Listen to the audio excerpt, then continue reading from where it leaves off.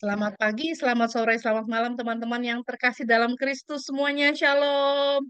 Selamat berjumpa kembali bersama-sama dengan kami dari PDK Maria Bunda Allah. Senang sekali pada hari ini kita bisa berkumpul kembali untuk bersama-sama belajar dalam acara dialog iman bersama-sama dengan PDK Maria Bunda Allah. Dan pada sore hari ini atau pada hari ini kita akan kedatangan satu tamu yang luar biasa nih. Kembali kita mengundang Bapak Duyanto Tantrisena jauh-jauh dari Keva di NTT untuk bersama-sama eh, menjadi narasumber pada acara kita. Dan topik hari ini amat sangat penting buat kita yang saat ini sedang menjalankan masa prapaskah, yaitu tentang sangkal diri. Nah, ngomong-ngomong tentang sangkal diri nih, banyak versi nih sangkal diri. Jadi kita kan belajar apa arti sangkal diri yang sebenarnya?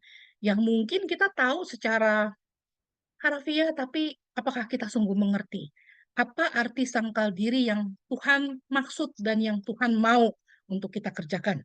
Nah, hmm, sebelum kita mulai acara kita, saya Riana Atmaja yang akan memandu acara ini ditemani oleh my partner in Christ, sometimes partner in crime juga, Andy Tirta.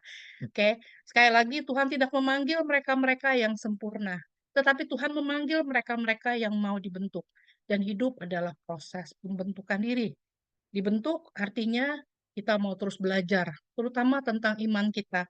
Bagaimana kita terus memupuk dan memperdalam iman kita dalam perjalanan iman yang begitu bergejolak, terutama di dunia yang hari-hari ini amat sangat nggak jelas.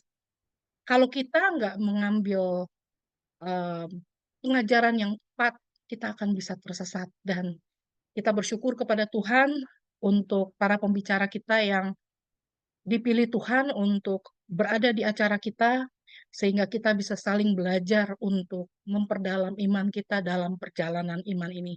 Dan sebelum kita mulai acara kita, mari kita bersama-sama kita tundukkan kepala, kita mohon kehadiran Roh Kudus di tengah-tengah kita, agar Roh Kudus yang pimpin dan bimbing acara kita dari awal hingga akhir nanti. Dalam nama Bapa dan Putra dan Roh Kudus. Amin. Allah Bapa yang Maha Kasih, kami datang ke hadirat-Mu Bapa mengucap syukur untuk kesempatan kami boleh datang kepadamu pada hari ini. Kami bersyukur Bapa untuk rahmat kehidupan, untuk rahmat kesehatan, untuk berkat-Mu yang kami boleh terima Bapa selama 1 bulan ini. Terima kasih. Begitu banyak kasih dan kebaikan yang boleh kami terima daripadamu Bapa, terutama berkat-Mu. Kami boleh menjalankan masa retret agung 40 hari ini bersama-sama dengan Engkau. Bapa, masa Prapaskah adalah masa di mana kami mau sungguh mendekatkan hati kami kepadamu Bapa. Dengan segala keterbatasan kami, dengan segala kekurangan kami mau menyatukan hati kami kepadamu Bapa. Bentuklah kami seturut kehendak-Mu. Bantu kami Bapa untuk boleh terus mengarahkan hati dan pandangan kami kepadamu dan kepada kehendak-Mu dalam kehidupan kami. Bantu kami Bapa untuk mengerti apa yang Kau ingin kami kerjakan untuk mengisi kehidupan kami yang sementara ini. Dan bantu kami Bapa untuk menjadi satu langkah lebih baik setiap hari, sehingga kami boleh menyerupai putramu Yesus. Benar-benar sungguh Bapa, kami mau seperti Yesus yang disempurnakan setiap hari. Dan bantu kami Bapa dalam proses penyempurnaan diri ini. Terutama kami mau belajar tentang sangkal diri. Bagaimana kami bisa melepaskan ego kami, melepaskan keinginan kami Bapa yang duniawi ini Bapa, untuk boleh mengerti kehendak dan rencanamu. Dan Bapa berkati acara kami, berkati Koyanto yang akan menjadi narasumber hari ini Bapa, biarlah Roh Kudus pimpin dan bimbing Koyanto, apapun yang Koyanto boleh sharingkan, boleh berasal daripadamu Bapa. Dan pimpin acara ini sampai akhir nanti, dan kami persembahkan acara kami ke dalam tangan kasih-Mu dengan perantaran Yesus Kristus, Putramu yang tunggal, Tuhan dan pengantara kami. Amin. Dalam nama Bapa dan Putra dan Roh Kudus. Amin. Baik kok. Topik hari ini kita akan membicarakan tentang sangkal diri. Ya, waktu itu kita lagi ngobrol-ngobrol tentang mami yang lagi um, kurang enak badan dan tiba-tiba kita bisa jadi ngobrol-ngobrol tentang sangkal diri nih. Dan silakan kok, waktu dan tempat saya Ya, berikan kepada baik. Koyan. Terima kasih Riana Koendi yang luar biasa ya. Kami sering berdiskusi dan teman-teman, saya lihat ada 14 orang yang luar biasa yang Tuhan pilih pada malam di Amerika, kami di Indonesia. Saya di sini jam 10 pagi dengan cuaca yang mendung ya. Tapi saya senang sekali. Pada waktu saya diminta ya, saya teman-teman saya adalah seperti teman-teman semua ya. Saya bukan orang yang pelayanan full time ya. Saya adalah orang biasa seperti Bapak Ibu yang ada dalam Zoom ini. Kita lah orang kerja, saya punya pekerjaan, saya punya bisnis, dan saya tiap hari mengurus bisnis saya. Tetapi saya belajar tiap hari untuk menempatkan semua urusan dunia ini untuk menopang hubungan saya dengan Tuhan Yesus. Ya, jadi saya tidak mencari Tuhan untuk melancarkan urusan dunia saya, tapi bagaimana saya mempersembahkan seluruh apa yang ada saya lakukan di dunia ini untuk membuat saya lebih dekat pada Tuhan. Dan termasuk di dalamnya supaya saya lebih dekat, yang satu yang kita mau bahas hari ini, tentang sangkal diri. Dan bagi saya puluhan tahun belajar untuk mengikuti Tuhan. Saya tahu proses ini tidak akan pernah berhenti sampai Tuhan panggil kita. Jadi karena itu hari ini terima kasih tema ini saya mencoba untuk membawa kita untuk mendapatkan beberapa pencerahan penting dari sudut kita sebagai orang awam. Kita bukan pastor, kita bukan pendeta, kita bukan suster, tapi Tuhan juga menyingkapkan buat kita sebagai orang-orang awam ini untuk saling memperkaya. Bagaimana cara pandang kita tentang menyangkal diri ini? Kalau teori, pengajaran teologis terlalu banyak sekali. Tapi bagaimana di dalam praktek kita tiap hari? Di dalam bisnis kita, dalam pekerjaan kita. Sebab pengajaran tentang salib ini bagi saya adalah bahwa tanpa salib itu tidak akan ada penebusan dosa. Dan jika tidak ada penebusan dosa, tidak ada keselamatan. Dan jika tidak ada keselamatan, tidak ada kehidupan kekal bagi umat manusia termasuk Anda dan saya. Dan jika tidak ada keselamatan kekal, kita dalam masalah besar sekali. Lebih besar daripada masalah Amerika mau menyerang Iran. Jauh lebih besar ini. Jadi karena itu hari ini mari kita belajar Matius 16 ayat 27. Yesus berkata kepada murid-muridnya, setiap orang yang mau mengikut aku, ia harus menyangkal dirinya, memikul salibnya, dan mengikuti aku. Kalau kita baca bacaan ini, pada waktu Yesus ajarkan ini, itu Yesus lagi dalam puncak pelayanannya. Dalam puncak popularitasnya. Jadi murid-murid itu lagi menikmati pelayanan bersama Yesus. Mereka datang dari kota ke kota. Dan mereka melihat dengan mata mereka bagaimana mujizat demi mujizat Yesus lakukan. Orang mati dibangkitkan, orang lumpuh berjalan, orang buta melihat, bahkan angin ribut pun diredakan. Dan murid-murid senang sekali. Mereka berkata, ini kita tidak salah ikut orang ini. Sebab kita ikut populer dengan dia. Ya. Jadi mereka merasa ternyata ikut Tuhan itu begitu indah, penuh kemuliaan, penuh sukacita, disambut luar biasa. Jadi mereka berkata, tidak rugi kita ikut Yesus. Tapi di tengah kesukacitaan mereka mengikut Tuhan, tiba-tiba Yesus berkata yang ini nih, barang siapa mau ikut aku, dia harus sangkal diri, dan dia harus pikul salib. Bayangkan teman-teman betapa kagetnya murid-muridnya mendengar bahwa ternyata yang kita alami kemuliaan ini, kebesaran ini, popularitas ini, ternyata nanti ujungnya seperti itu. Maka jangan heran Petrus menarik Yesus ke samping dan berkata, Tuhan, sekali-kali itu tidak boleh terjadi. Dan Yesus berkata kepada Petrus, enyahlah iblis, sebab engkau tidak memikirkan apa yang menjadi pikiran Allah dan kehendak Allah, tapi engkau hanya memikirkan apa yang dipikirkan oleh manusia. Hari ini kita mau belajar hal ini.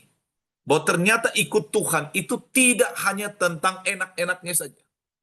Saya yakin teman-teman kalau sampai masih ada di sini ya, Saya punya teman-teman pelayanan pada awal ya, sekian puluh tahun yang lalu, itu sampai hari ini yang sisa pelayanan itu tidak sampai 5 orang. Ya, tidak sampai 5 orang. Karena mereka merasa ternyata ikut Tuhan itu makin ikut malah tidak enak, makin tidak enak. Begitu. Jadi mereka punya pandangan bahwa ternyata ini berbeda dengan yang kita harapkan. Tapi Yesus sudah ingatkan di sini, kalau engkau mau mengikut aku, engkau harus menyangkal dirimu, pikul salib dan ikut aku. Ini bahasa, ini bukan bahasa ajakan, atau bukan bahasa bujukan, atau bukan bahasa pilihan. Tetapi Yesus katakan, ini satu-satunya jalan.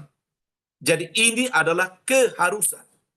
Ini berarti, jika ada orang yang menolak untuk sangkal diri dan pikul salib, dia tidak bisa menjadi murid Kristus. Dan kalau dia bukan milik Kristus, dia bukan milik Yesus. Dan kalau dia bukan milik Yesus, kehidupan kekal tidak pernah akan menjadi miliknya. Itulah sebabnya kenapa hari ini kita akan belajar mengapa Yesus mau kita menyangkal diri. Apakah ini penting sekali? Pada waktu kita terima Yesus sebagai Tuhan dan Juru Selamat, itu gratis. Bertobat, dibaptis, terima Dia, kemudian percaya, tetapi kita tidak langsung ke surga. Kita berapa belas orang yang hari ini ada kan, kita percaya pada Yesus kan tidak langsung ke surga kita. Buktinya Pak Indi masih duduk di situ ya, Ibu Riana masih di situ, makan hamburger, kita masih kemana? Kita masih ada di bumi. Tetapi saat kita di bumi yang sekarang ini, kita akan buktikan kepada Tuhan, apakah kita benar-benar milik Dia atau tidak. Maka hari ini Yesus katakan, kalau engkau mau menjadi milikku, sangkal diri dan pikul salib. Apakah ini penting? Sangat penting sekali. Coba mari saya bawa kita ya, dari sudut pandangan kita orang biasa ya. Coba perhatikan ini. Kalau misalnya hari ini tiba-tiba ada seseorang yang baik hati dan kaya raya, datang kepada saya dan berkata, Pak Yanto, saya mau memberikan 1 miliar buat engkau. Karena saya murah hati, saya mau menghadiahkan engkau. Saya tentu tidak ada alasan untuk menolak. Karena saya merasa ini berkat luar biasa, saya bisa pakai untuk usaha, saya bisa pakai untuk pelayanan, saya bisa pakai untuk memberkati orang. Tetapi ceritanya akan berbeda kalau orang yang berkata ini akan melanjutkan ucapannya dan berkata begini, saya akan memberikan 1 miliar kepada Pak Yanto, tetapi saya minta nyawa daripada salah satu saudaramu yang paling kau kasih. Saya yakin kalau Anda dan saya di posisi saya, ditawarkan seperti ini, dengan ada embel-embel di belakang kematian bagi saudara kita, saya yakin kalau kita orang normal akan berkata, tidak. Kenapa? Sebab ada konsekuensi kematian di belakang tawaran yang begitu menarik. Ya. Maka kenapa saya ceritakan ini? Ini nanti ada hubungan dengan ayat berikut yang saya akan bacakan. Coba perhatikan baik-baik ayat ini. Ini ayat tidak menyenangkan, tetapi kita mesti dengar ayat ini. Roma 7 ayat 27 sampai 28. Firman Tuhan berkata begini. Ini Rasul Paulus yang katakan kepada jemaat di Roma. Dia katakan begini. Sebab di dalam batinku, aku suka akan hukum Allah. Tetapi di dalam anggota-anggota tubuhku, aku melihat ada hukum lain yang berjuang melawan hukum akal budiku dan membuat aku menjadi tawanan hukum dosa yang ada di dalam anggota-anggota tubuhku. Aku manusia celaka. Siapakah yang akan melepaskan aku dari tubuh maut ini? Teman-teman perhatikan ayat ini. Jadi Rasul Paulus mau katakan begini. Saya tahu bahwa di dalam saya ini ada sesuatu yang mendesak-desak saya. Ada keinginan-keinginan yang tidak terkendali. Ada segala hawa nafsu yang kalau saya biarkan dia menuntun saya pasti binasa. Maka sampai Rasul Paulus katakan, siapa yang akan melepaskan aku dari tubuh maut? Dia katakan tubuh maut. Jadi artinya Anda dan saya ingat baik-baik. setiap manusia itu tidak hanya warisi dari orang tuanya fisiknya.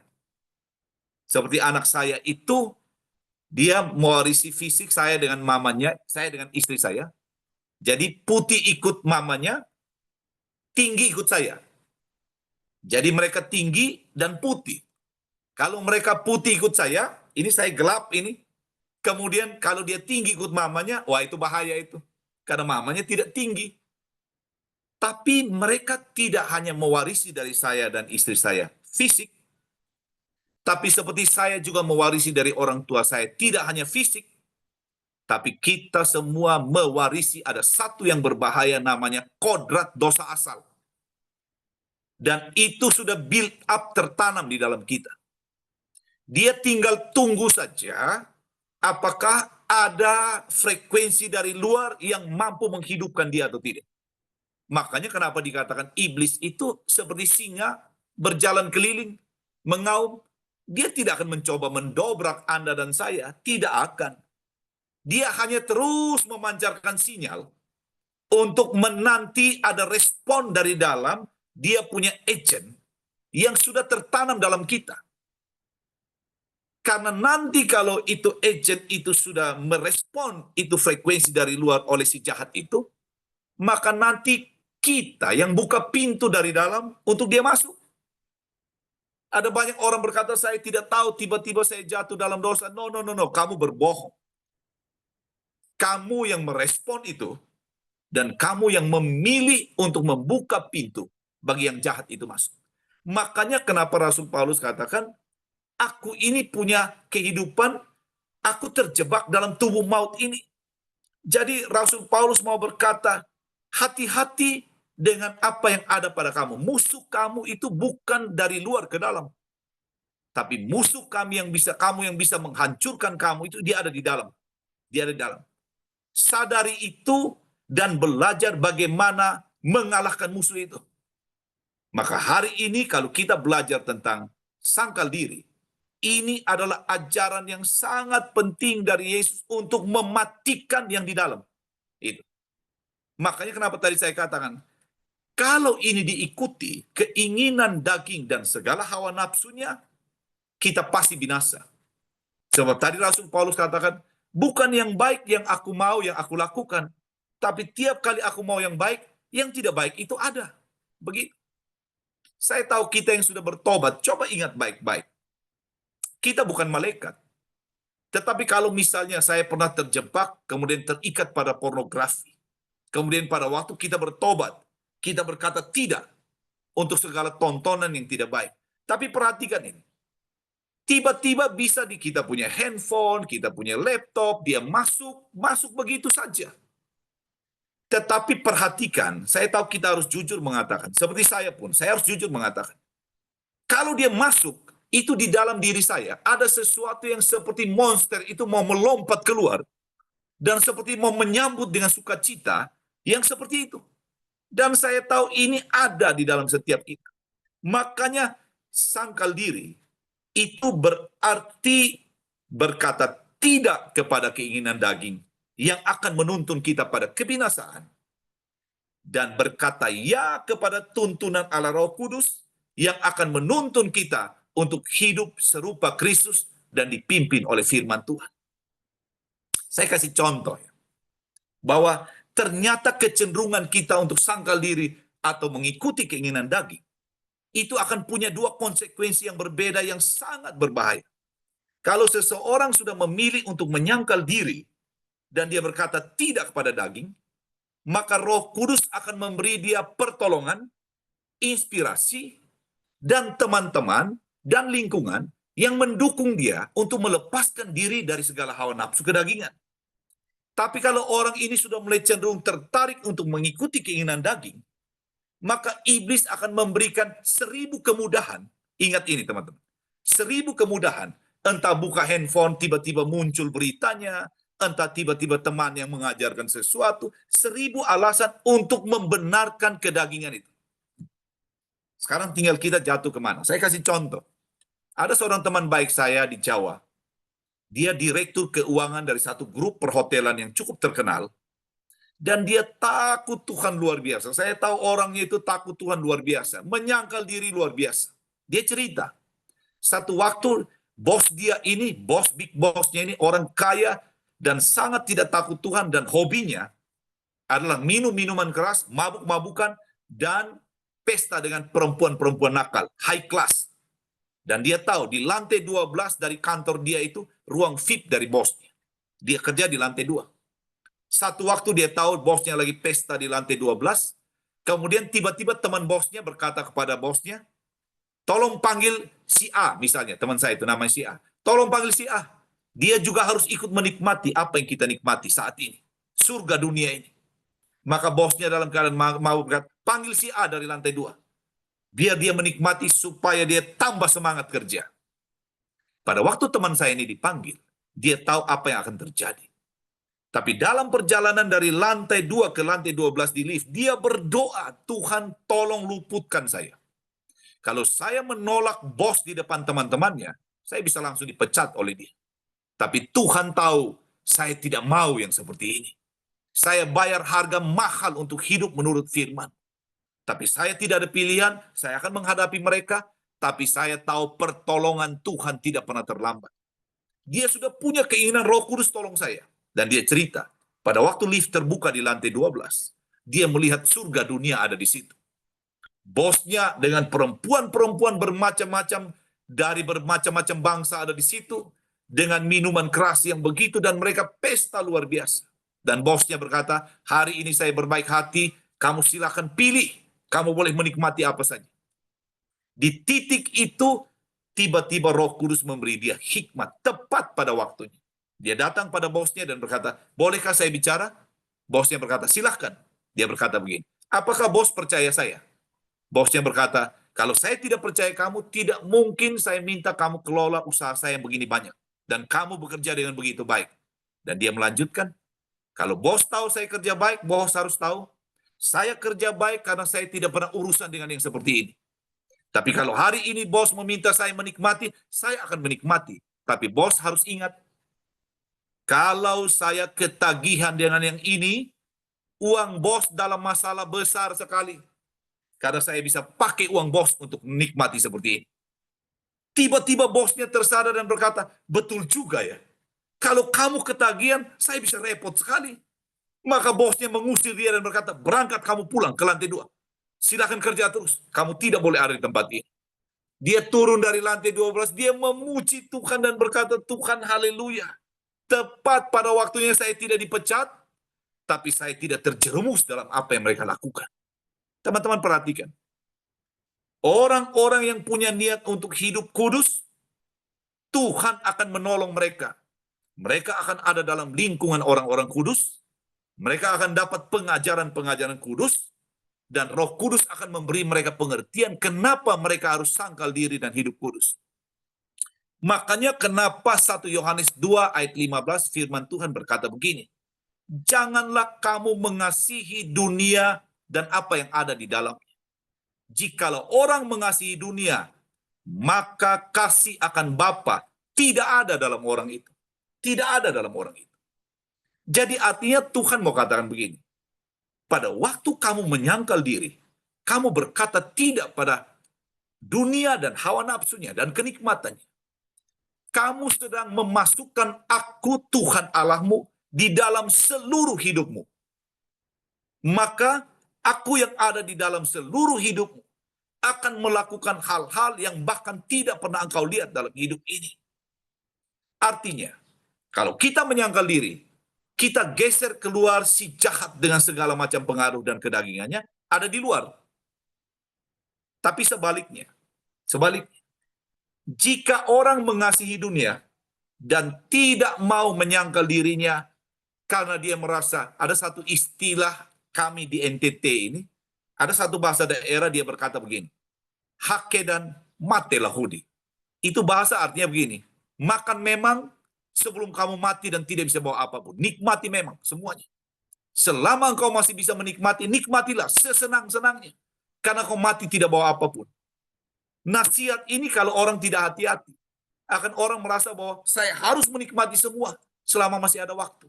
Lihat ya, Makanya kenapa tadi saya katakan, pada waktu orang mulai mengasihi dunia ini, dia sebenarnya, dan dia tidak mau menyangkal diri, dia sedang menggeser Tuhan keluar dari dalam hidup. Sedang geser Tuhan keluar. Dan kalau Tuhan sudah keluar dari hidupnya, kita tahu siapa yang akan menggantikan posisi itu. Saya ingat cerita yang menarik ya. Pada waktu 2 menara Amerika ditabrak oleh pesawat teroris WTC, saya ingat ini cerita dan saya senang, saya terberkati cerita ini. Pada waktu itu orang berkata di Amerika, Tuhan ada di mana? Kenapa Tuhan tidak bisa mencegah teroris ini membajak 2 pesawat, akhirnya menabrak dan mematikan begitu banyak orang?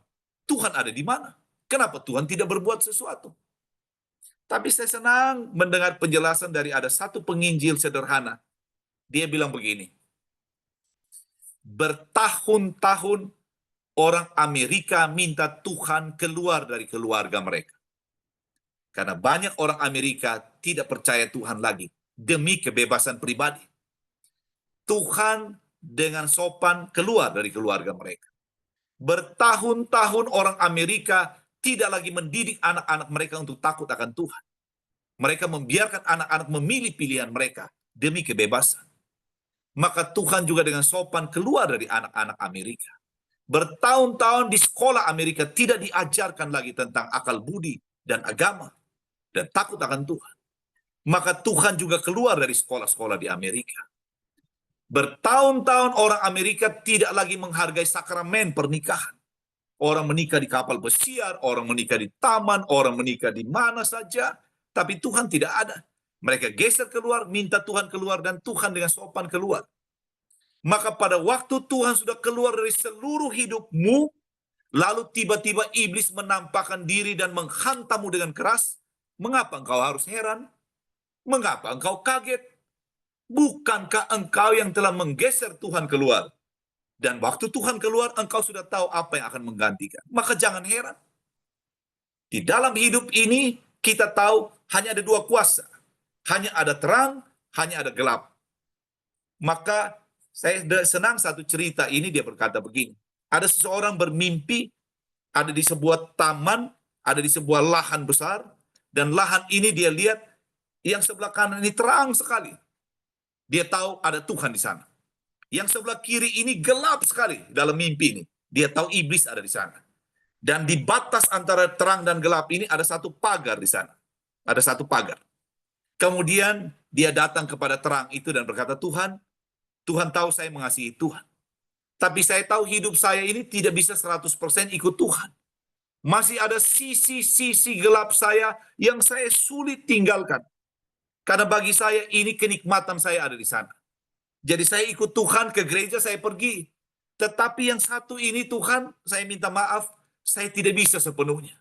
Jadi Tuhan, saya tidak bisa 100% ikut Tuhan. Dia datang kepada kegelapan sebelah kiri dan dia berkata, iblis, saya tahu ada beberapa sisi saya sepakat dengan engkau. Karena saya senang itu. Tapi saya tidak bisa ikut engkau sepenuhnya. Karena saya juga senang Tuhan. Saya juga suka Tuhan. Maka dia bilang, supaya saya adil, saya duduk di pagar saja. Ini netral ini. Tidak ke kanan, tidak ke kiri. Ini paling aman. Main safe namanya ini. Abu-abu saja, di tengah. Waktu dia putuskan untuk duduk di pagar, tiba-tiba kegelapan meliputi seluruhnya. Dan begitu dia tersadar, iblis sudah pegang dia di leher dengan kuat, sampai dia tidak bisa bernapas. Dia berkata begini, iblis sabar dulu. Saya sudah bilang, saya tidak ke engkau. Memang Tuhan saya tidak 100%. Tapi di engkau juga saya tidak bisa ikut sepenuhnya. Kenapa engkau lakukan ini? Iblis berkata, pagar itu milik saya. Semua yang duduk di situ itu milik saya. Firman Tuhan berkata, jika engkau suam-suam kuku, aku akan memuntahkan engkau dari mulutku. Jika engkau mau panas, panas. Kalau engkau mau dingin, dingin. Bagi kita orang beriman, pilihannya mau sangkal diri atau mau mengasihi dunia. Pilihan ada pada kita. Makanya firman Tuhan berkata, janganlah kamu menjadi serupa dengan dunia ini. Roma 12 ayat 2. Tetapi berubahlah oleh pembaruan budimu, sehingga kamu dapat membedakan manakah kehendak Allah, apa yang baik, yang berkenan kepada Allah, dan yang sempurna. Orang-orang yang tidak mau atau menolak menyangkal diri dengan alasan apapun, orang-orang ini tidak mau diubahkan serupa Kristus. Tetapi sebaliknya, orang-orang yang mau diubahkan serupa Kristus, mereka tidak ada jalan lain selain harus menyangkal diri dan pikul salib. Coba teman-teman dengar dua ayat yang saya akan sampaikan. Ayat yang pertama Yeremia 1.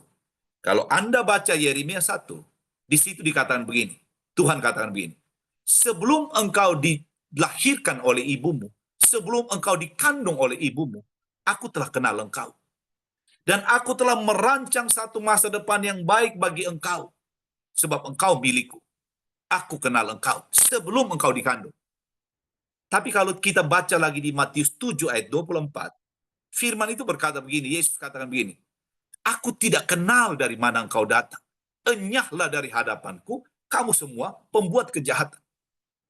Dua ayat ini seperti bertolak belakang. Yang satu dia bilang kenal, yang satu dia tidak kenal. Yang mana yang benar? Dua-duanya benar. Di Yeremia, itu Tuhan berkata, jika engkau ikut aku, maka inilah yang aku rencanakan bagi engkau. Inilah yang membuat aku mengenal engkau. Tapi dalam perjalanan hidup seseorang, karena dia punya kehendak bebas, maka pilihan-pilihan hidup yang dia akan ambil, apakah dia mau menyangkal diri atau tidak menyangkal diri, ini akan mengubahkan dia. Dan ada orang pada awalnya itu begitu dekat dengan Tuhan, tetapi dalam perjalanan dia mulai berubah sedikit demi sedikit karena pengaruh dunia ini, sampai akhirnya dunia ini merampas dia sepenuhnya. Dan kemudian dia berubah menjadi begitu serupa dengan dunia ini, sampai pada akhirnya Tuhan berkata, saya kok tidak kenal kamu lagi ya? Saya kok tidak tahu lagi kamu ini siapa ya? Teman-teman ingat baik-baik, kegiatan keagamaan itu baik. Ada orang suka dengan kegiatan rohani. Ada orang hobi dengan kegiatan rohani. Ada orang terlibat dengan banyak kegiatan rohani. Bicara tentang hal rohani. Tapi mereka tidak pernah diubahkan serupa Kristus. Yang ini, kalau kita baca tadi Yesus berkatakan, aku tidak mengenal engkau dari mana engkau datang. Itu mereka berkata begini, bukankah kami sudah bernubuat demi namamu? Bukankah kami sudah mengusir setan demi namamu? Bukankah kami sudah menyembuhkan demi namamu? Kenapa mereka tidak diterima oleh Yesus? Sebab mereka lakukan semua hal rohani, tapi mereka sebenarnya tidak berubah serupa Kristus. Mereka tidak menyangkal diri. Mereka jadikan pelayanan tempat mereka pencitraan di sana. Mereka jadikan pelayanan untuk cari panggung ada di sana. Mereka jadikan untuk menanamkan pengaruh juga ada di sana. Tapi hari ini Tuhan mau katakan kepada kita, hati-hati. Jika kamu tidak hati-hati, kamu akan menjadi serupa dengan dunia ini. Dan kalau kamu menjadi serupa dengan dunia ini, kamu sedang menggeser Tuhan keluar dari hidup. Kalau kamu menggeser Tuhan keluar dari hidupmu, maka pada akhirnya kamu tidak lagi dikenal oleh Tuhan. Makanya kenapa firman Tuhan berkata, pada kita ada tanda-tanda milik Kristus. Tanda yang paling jelas itu namanya penyangkalan diri. Orang-orang yang tahu menyangkal diri dan pikul salib, itu keluhan tidak ada pada mereka. Orang yang suka mengeluh dalam hidup ini, teman-teman ingat ini ya. Orang yang suka mengeluh itu tanda yang paling jelas dia tidak bersedia untuk pikul salib dan sangkal diri. Tidak bersedia dia. Maka semua yang datang yang tidak baik itu dia berkata ini tidak baik, seolah-olah dia mau katakan Tuhan tidak baik rencananya. Keluhan itu tanda paling jelas orang tidak menyangkal diri. Orang yang menyangkal diri mengampuni orang lain mudah sekali, sangat mudah sekali. Orang-orang yang sudah biasa menyangkal diri, berbagi dengan orang lain, bahkan memberi dari kekurangannya pun, itu hal yang mudah sekali.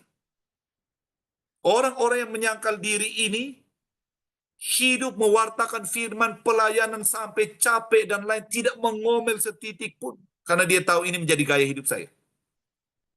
Maka hari ini kemudian kita mengerti Kenapa sangkal diri ini menjadi begitu penting?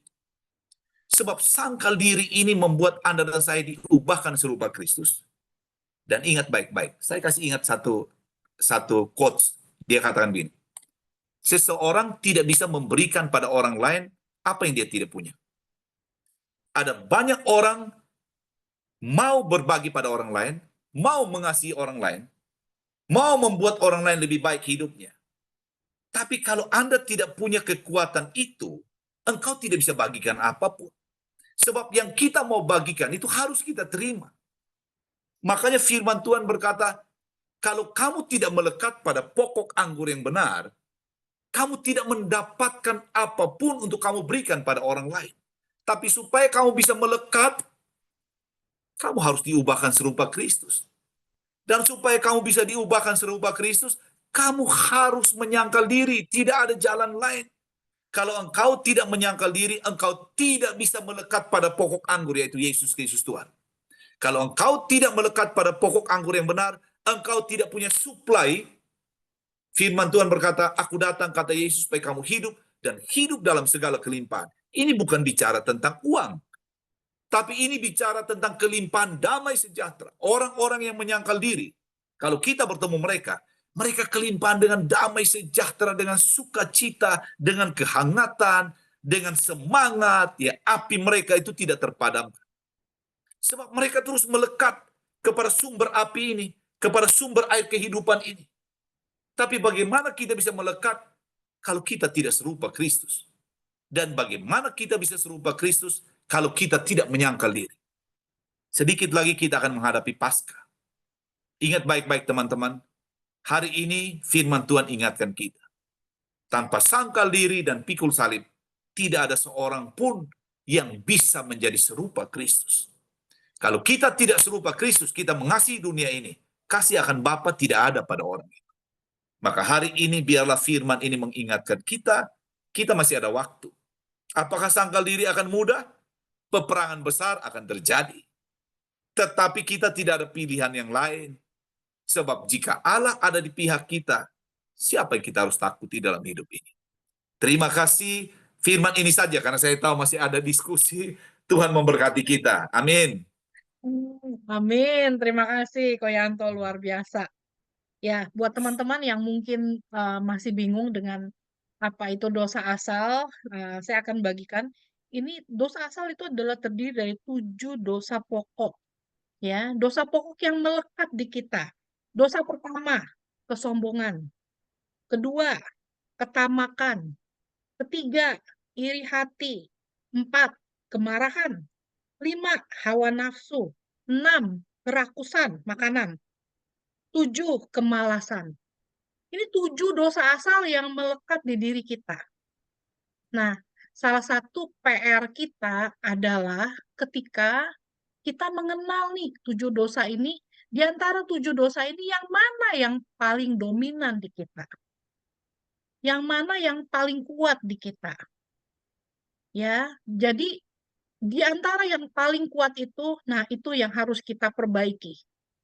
Dan semua-muanya, kalau saya pelajari dari 7 dosa asal ini, balik-baliknya cuma satu, kesombongan. Cuma dari satu itu kesombongan yang akarnya merembet ke yang lain, 6 itu. Jadi, utama dan pertama kita mohon rahmat Tuhan, rahmat kerendahan hati. Di mana kita bisa rendah hati, bisa menerima, dan kita bisa selalu mau memperbaiki diri. Dan benar apa tadi yang Koyanto bilang, pilihan hanya 2. Ikut Tuhan, ikut iblis. Nggak ada pilihan lain. Ikut terang atau ikut kegelapan.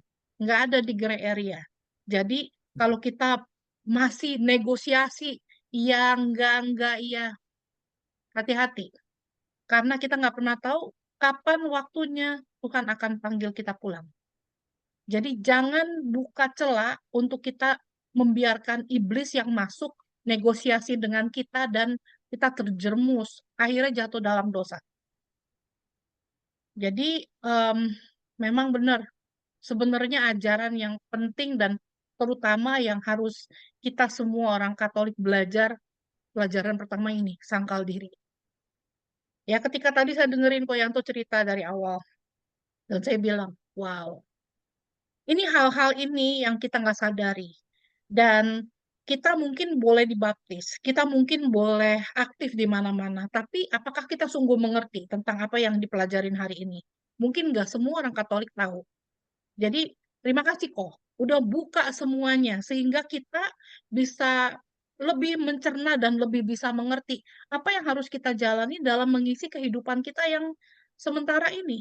Jangan sampai kita udah nggak berdaya, kita baru nyesel, aduh selama ini hidup kita sia-sia begitu aja.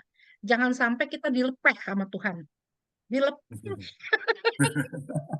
aku ingat sih, Mami Cun selalu cerita dilepeh sama Tuhan. Ya, oke baik. Saya akan membuka untuk satu pertanyaan aja karena waktu kita uh, lebih pendek. Jadi siapa yang mau ada pertanyaan untuk Koyanto dengan topik hari ini tentang sangkal diri? Saya buka forum untuk siapa yang mau bertanya. Silakan di-unmute dan boleh bertanya. Satu pertanyaan aja. Oke. Ada yang mau bertanya? Oke. Ada yang mau bertanya? Silakan. Iya, Bu Unmute Dede, nih. silakan. Koyanto, mantep Ya, Koyanto, betul. Kalau yang namanya sangkal diri itu tidak gampang.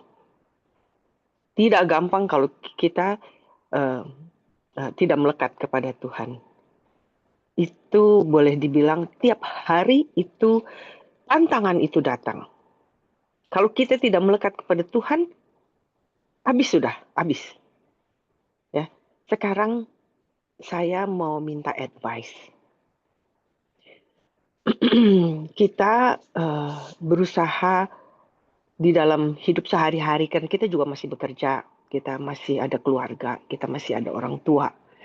Dan kalau kita dianiaya karena Kristus, itu kita diam. Ya, karena kita merasa harus bahwa Kristus itu dianiaya, kalau this is nothing, kita harus sangkal diri. Tapi kalau kita dianiaya bukan karena Kristus, jadi bully, di sini bilangnya orang bully. Kalau kamu dibully, gitu, kita diam saja. Itu bagaimana ya? Apakah saya soalnya gini mikirnya, kalau misalnya gini kita diinjek nih kaki, diinjek, kita orang itu tidak tahu kalau dia tuh nginjekin kaki kita.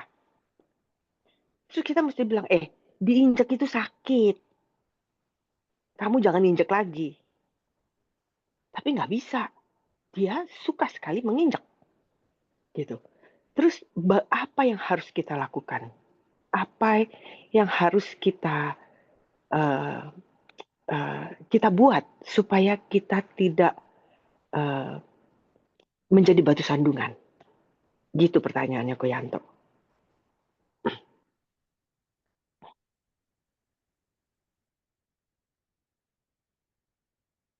Langsung Kak, saya jawab. Ya, silakan kok. Oke, baik. Ibu Dede ya. Halo? Iya, betul kok. Ya. Iya, Oke, iya. baik. Ya, baik Ibu Dede. Memang jadi begini ya, kalau pengalaman saya ya, uh, kalau Allah sepenuhnya ada dalam kita ya, ini pengalaman saya ya. Kalau kita benar-benar adalah orang-orang yang selalu menyangkal diri dalam hidup ini, hidup seturut firman Tuhan ya, hidup dalam kekudusan, kemudian Kristus benar-benar hidup di dalam kita. Saya harus sampaikan begini, saya banyak urusan dengan banyak orang. Waktu di dalam Alkitab itu ya, waktu Musa itu ketemu Tuhan di Gunung Sinai, ya, waktu dia turun, itu bangsa Israel tidak tahan melihat wajah. Sebab cahayanya itu Tuhan itu begitu meliputi dia. Wajahnya begitu bercahaya penuh kemuliaan. Jadi kalau pengalaman saya ya, waktu kita yang hidup sepenuhnya di dalam Tuhan, urapan Tuhan itu besar sekali atas kita, hikmat surgawi juga besar atas kita, perlindungan Tuhan besar atas kita. Dengan siapapun kita berurusan, berurusan, orang itu, kalau saya sebut itu ya, ada sesuatu yang membuat mereka melihat kita itu berbeda. Setiap kata yang keluar dari mulut kita, itu ada kuasa yang menyertai. Sehingga orang itu, kalau yang tadi dikatakan apakah ada orang, Tuhan akan membuat sebuah situasi atau sebuah atmosfer atau keadaan yang kemudian ini akan menjadi sesuatu yang terbalik, kemudian dia akan mendengarkan apa yang kita katakan. Maksud saya begini, kita tidak tahu kasusnya seperti apa yang Ibu Dede cerita ya. Tetapi kita selalu diajar tidak membalas kejahatan dengan kejahatan. Kebaikan itu adalah sebuah investasi yang tidak pernah gagal. Kalau orang itu belum kenal kita, mungkin dia bisa lakukan seperti yang tadi Ibu Dede katakan.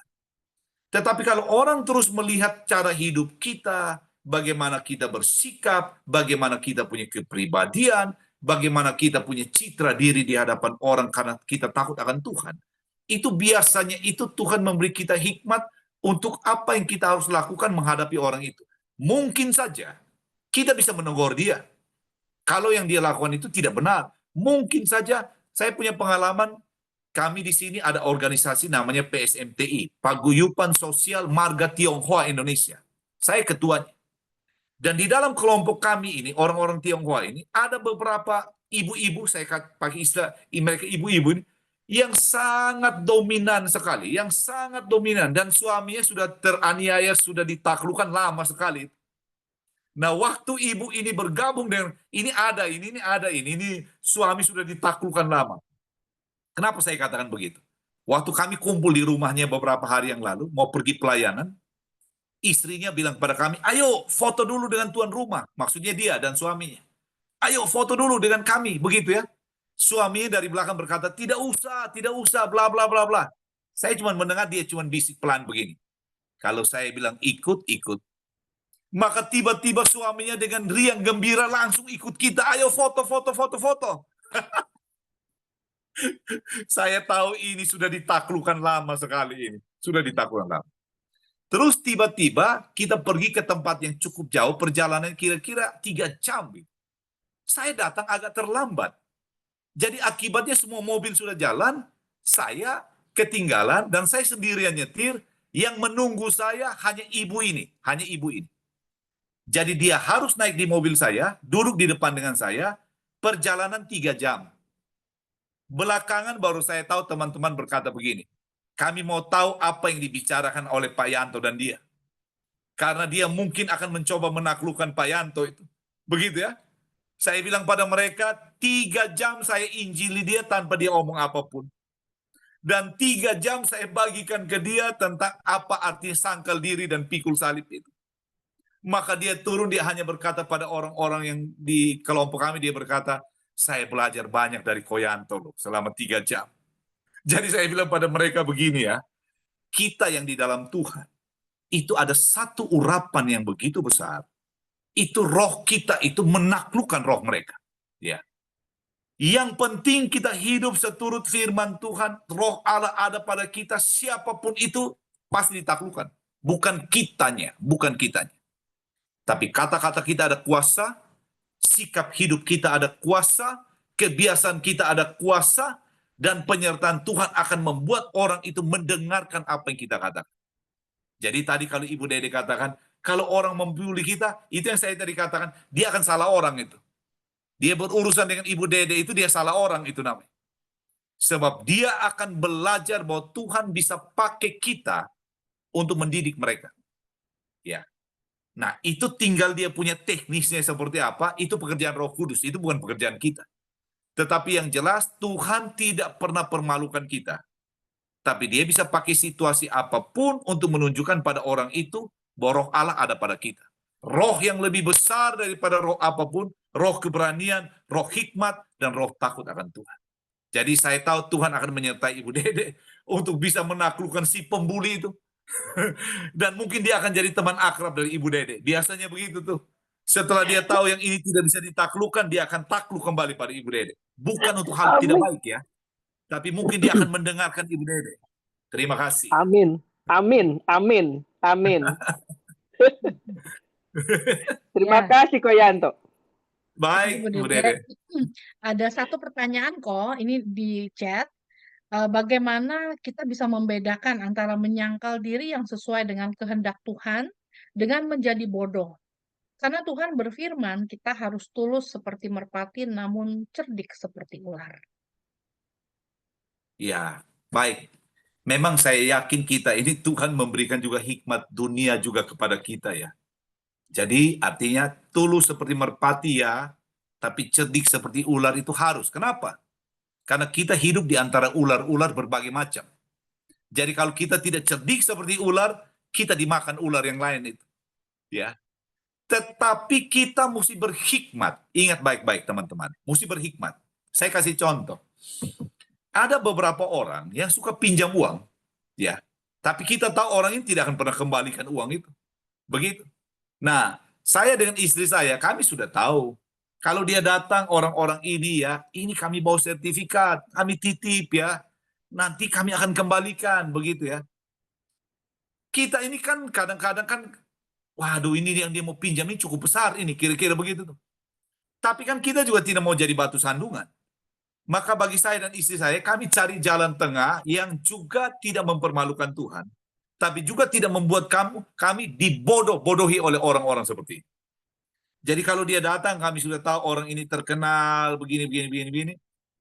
Saya sudah bilang kepada admin keuangan saya, siapkan uang sekian, yang menurut saya itu, nanti setelah dia omong selesai, saya katakan begini, pinjam saya tidak berikan, tapi saya bantu kamu ya. Yang saya bantu kamu ini tidak usah dikembalikan, tidak usah dikembalikan. Tapi saya sudah siap dengan satu angka, yang bagi saya ini namanya beramalah sudah ya.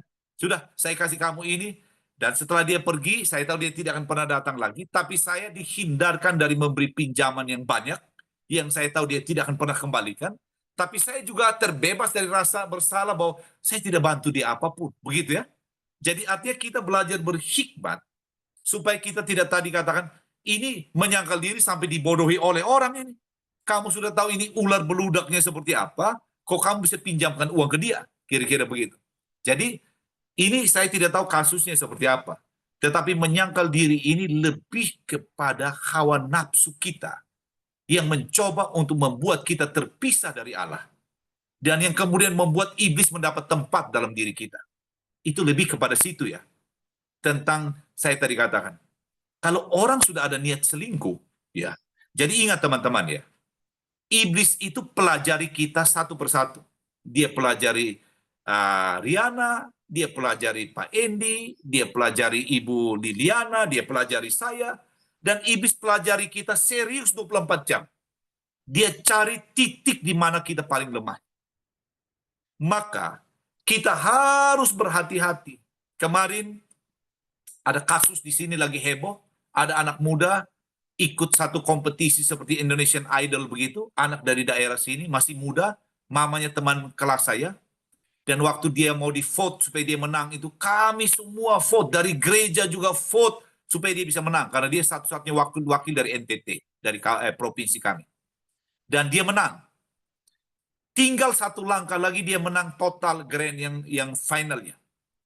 Tiba-tiba kemarin ada kasus tiba-tiba viral. Dia ini yang anak ini yang lagi diorbitkan ini dengan dua orang temannya. Itu tuduhannya adalah tertangkap di kamar hotel di salah satu kota di daerah ini dengan satu perempuan di bawah umurnya baru 16 tahun. Orang berkata bahwa perempuan ini perempuan tidak benar dari umur 14 tahun. Kemudian orang mulai mencari pembenaran bahwa ini perempuan sudah biasa dan lain-lain dan lain-lain. Tapi masalahnya, anak perempuan ini baru 16 tahun. Hukum tidak mengenal bahwa dia itu adalah orang yang tidak benar atau apa. Tapi hukum mengatakan kalau dia di bawah umur, engkau akan dihukum maksimal.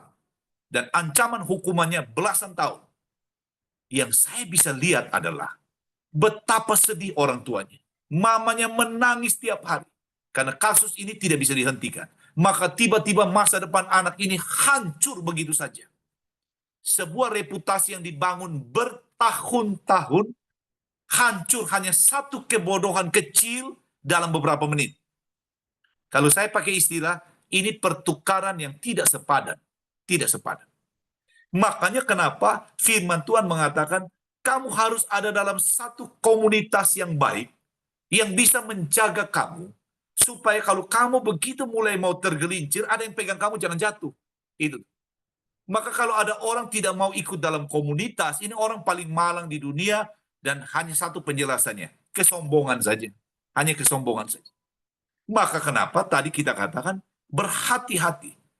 Kita kalau mau katakan, oh ini aman, oh ini tidak aman. Ada firman Tuhan berkata, ada jalan disangka orang lurus, ujungnya justru menuju maut. Justru menuju maut.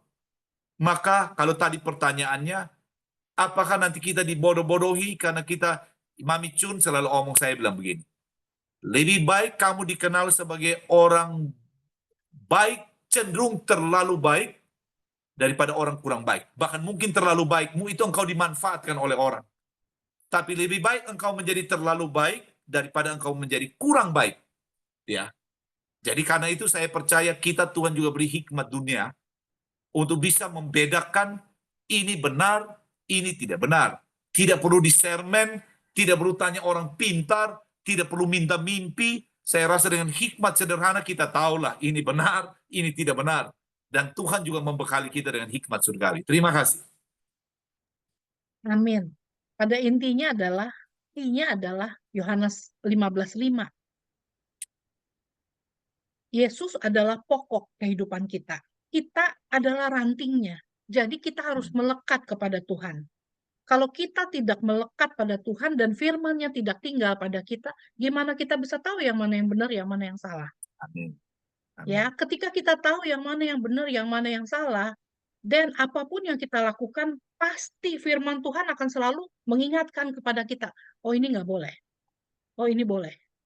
Ya, yang benar mana yang salah. Jadi Tuhan pasti kasih kita rahmat dan kebijaksanaan Dia. Karenanya kita harus sungguh melekat kepada Tuhan. Melekat dalam arti berelasi pribadi dengan Tuhan. Jangan cuman kita doa kalau kita ada perlunya doang. Tapi kita jadikan Tuhan sebagai satu pusat kehidupan kita. Kita memulai hari dengan doa, menjalin relasi dengan Tuhan, dan mengikut sertakan Tuhan dalam setiap langkah kehidupan kita sampai akhir hari pun. Kita masih Amin. bersyukur kepada Tuhan. Dan kita menutup hari dengan memuliakan dan memuji Tuhan. Jadi, kita jadikan itu kebiasaan teman-teman ketika kita menyertakan Tuhan dalam setiap aktivitas kita. Jangan cuman cherry picking, pick and choose. Waktu kita butuh, kita pakai. Nggak butuh, kita discard. Gitu loh. Emang Tuhan kayak itu, kayak pensil yang entah kalau kita pakai, kita perlu nggak pakai, kita sisihin, nggak bisa. Tuhan mau menjadi rekan sekerja kita dalam perjalanan kehidupan kita. Terima kasih Ko, terima kasih teman-teman semua Amin. untuk Terima kasih. waktunya bersama-sama dengan kita hari ini. Luar biasa sekali kita belajar lebih dalam tentang perjalanan, terutama tema yang amat sangat pas untuk waktu masa Prapaskah ini, di mana kita mempersiapkan hati kita untuk sungguh menyambut Dia yang mencurahkan hidupnya, darahnya sehabis-habisnya demi cintanya buat kita. Sebelum kita akhiri acara kita, saya akan share screen. Jadi buat teman-teman yang terpanggil untuk memberikan persembahan kasih untuk pembicara kita, untuk Koyanto, sebenarnya ini bukan buat Koyanto, ini buat karyanya Koyanto. Jadi Koyanto punya satu ministry, aduh, lewat. Punya satu ministry itu untuk membantu persekutuan doa di sana, dan untuk teman-teman yang terpanggil untuk memberikan persembahan kasih, kok jadi hilang. Ini kebanyakan isi.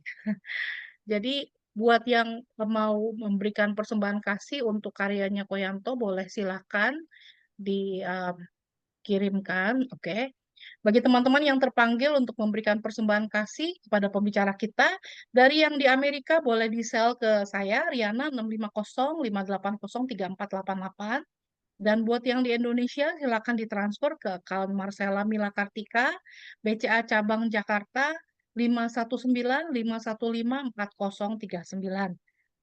Apapun 100% yang teman-teman persembahkan, kita kasih 100% untuk Ministry Koyanto. Terima kasih, Ko. Semoga PD-nya terus berjalan, terus berkembang dengan Amin. baik, ya. Jadi kita saling mendoakan ya kok, dan terima kasih untuk kebaikan hati teman-teman semua. Tuhan Yesus memberkati. Oke, kita akan mengakhiri acara kita pada hari ini. Kita akan berdoa bersama, terutama kita mohon rahmat iman agar Tuhan terus menambahkan iman kita dalam perjuangan kehidupan kita, menyangkal diri kita untuk kita boleh semakin disempurnakan seperti Yesus. Oh, boleh tolong doanya buat kita kok. Oke, mari kita berdoa ya. Mari kita berdoa. Di nama Bapa dan Putra dan Roh Kudus. Amin. Tuhan, tiada henti-henti kami datang untuk bersyukur kepada Tuhan. Kami belajar mengucap syukur dalam segala hal, apapun juga Tuhan. Dalam segala musim kehidupan.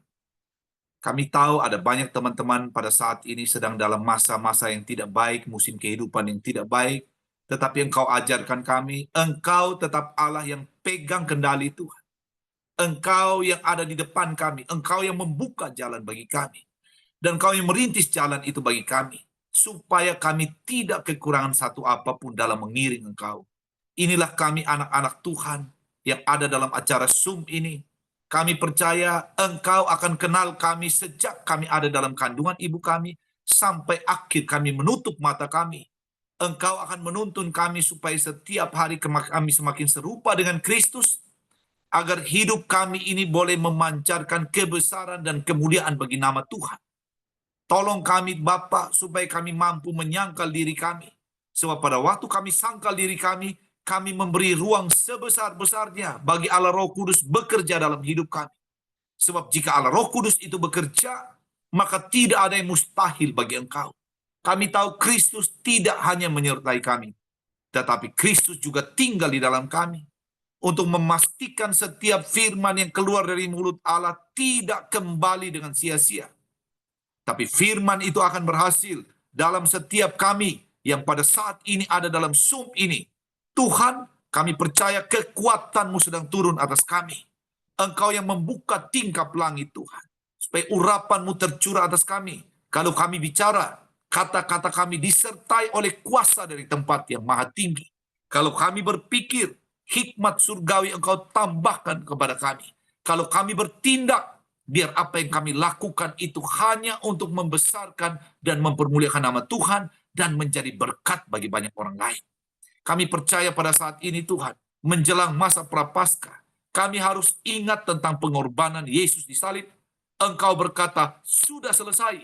Engkau sudah bayar dosa kami, kutuk kami, kelemahan kami, segala sakit penyakit kami. Oleh bilur-bilur Tuhan Yesus, kami sudah disembuhkan. Dan kami percaya ini Tuhan, bahwa Engkau telah bayar lunas dengan darah Yesus yang mahal. Maka kami sekarang hidup, dan kami boleh hidup dalam segala kelimpahan, damai sejahtera, sukacita, kekuatan. Karena kami akan berjalan dengan kekuatan dari Tuhan. Api Roh Kudus tidak akan pernah terpadamkan selama kami melekat pada pokok anggur yang benar, Yesus Kristus Tuhan kami. Terima kasih banyak Bapa, dimanapun kami berada pada saat ini. Biar kuasa Allah terus memegang tangan kami, dan bawa kami berjalan di jalan yang Tuhan telah siapkan bagi kami. Sebab jalan itu adalah jalan dari satu kemenangan kepada kemenangan yang lain. Dan kami tidak perlu takut terhadap apapun juga. Selama Kristus ada, menjadi gembala yang baik bagi kami akan baik-baik saja. Yang terbaik dari Tuhan masih ada di depan. Ini doa kami naikkan demi Kristus Tuhan dan Juru Selamat kami. Amin. Di nama Bapa dan Putra dan Roh Kudus. Amin. Terima kasih. Terima kasih kok. Terima kasih Pak Yanto, teman-teman luar semuanya. biasa. Ya luar biasa.